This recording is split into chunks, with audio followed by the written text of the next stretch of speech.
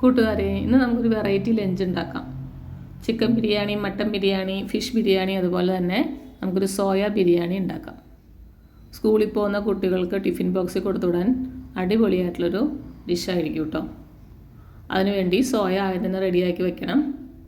നമ്മളൊരു പാൻ അടുപ്പത്ത് വെച്ച് വെളിച്ചെണ്ണ അല്ലെങ്കിൽ ഓയിലും പിന്നെ കുറച്ച് നെയ്യും ആഡ് ചെയ്ത് കുറച്ച് സവാള നീളത്തിൽ കനം കുറഞ്ഞരിഞ്ഞത് വറുത്തെടുത്ത് മാറ്റി വയ്ക്കണം. അണ്ടിപ്പരിപ്പും കിസ്മിസും ഒക്കെ ഉണ്ടെങ്കിൽ അതും ചേർക്കാം. ഞാനിപ്പോൾ ചേർത്തിട്ടില്ല. കുറച്ച് ഉപ്പിടണേ, എന്നിട്ടത് വറുത്ത് മാറ്റി വയ്ക്കാം. സോയ മഞ്ഞൾപ്പൊടി ഉപ്പും ചേർത്ത് ചൂടാക്കി നന്നായിട്ട് അതിൻ്റെ വെള്ളം പിഴിഞ്ഞ് കളഞ്ഞ് മാറ്റി വയ്ക്കണം. അതിനുശേഷം ഈ പാനിൽ നമ്മൾ കുറച്ച് പെരിഞ്ജീരകം ആഡ് ചെയ്യുക. അത് പൊട്ടി വരുമ്പോൾ അതിനകത്തേക്ക് ഒരു 2 മീഡിയം സൈസ് സവാള ആഡ് ചെയ്യുക. ഇഞ്ചി, വെളുത്തുള്ളി, പച്ചമുളക് ഒന്ന് ചതച്ചെടുത്തത് ആഡ് ചെയ്യുക. നമ്മൾ അരിഞ്ഞ് ചേർക്കുകയാണെങ്കിൽ അത് ആദ്യം ചേർക്കണം. ചതച്ചതായതുകൊണ്ട് നമ്മൾ സവാളയ്ക്ക് ശേഷം ആഡ് ചെയ്താൽ മതി. അതിനുശേഷം അതിനകത്തേക്ക് മഞ്ഞൾപ്പൊടി, മല്ലിപ്പൊടി, മസാലപ്പൊടി എന്നിവ ആഡ് ചെയ്ത് അതിൻ്റെ പച്ചമണം മാറുന്നത് വരെ നന്നായി വഴറ്റിയെടുക്കുക. അതിനുശേഷം അവസാനം മുളക് പൊടി ആഡ് ചെയ്യുക. കുറച്ച് സോയാ സോസ് ഉണ്ടെങ്കിൽ അതിനകത്ത് ആഡ് ചെയ്യാം കേട്ടോ.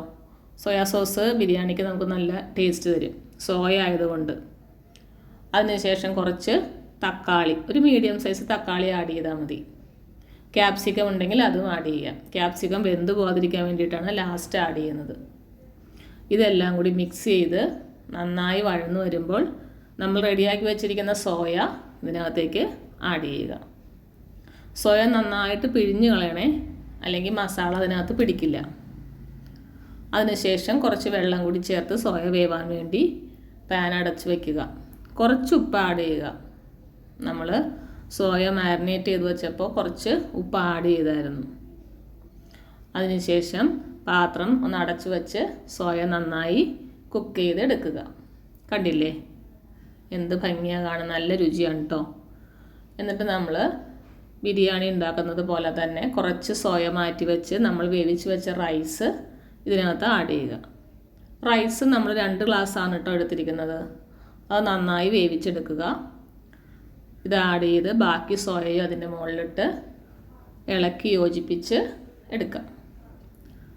മല്ലിയില ഉണ്ടെങ്കിൽ മല്ലിയില ഇട്ടാൽ നല്ല രുചിയായിരിക്കും.